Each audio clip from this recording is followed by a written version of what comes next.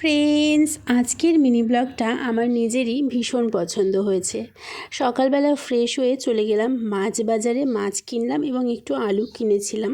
তারপরে এসে ফ্রেশ হয়ে একটুখানি আগের দিনের ভাত ডাল ছিল সেটা খেলাম।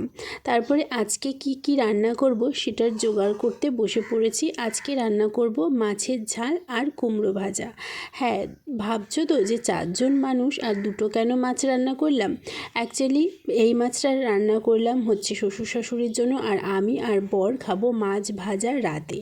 তারপরে করলাম কালো জিরে আর কি যেন বলতে যাচ্ছিলাম, হ্যাঁ, কাঁচা লঙ্কা ফোড়ন দিয়ে কুমড়ো ভাজা। এরকম ডুমো করে কুমড়ো ভাজা গরম ভাতে গরম রুটিতে বেশ ভালোই লাগে।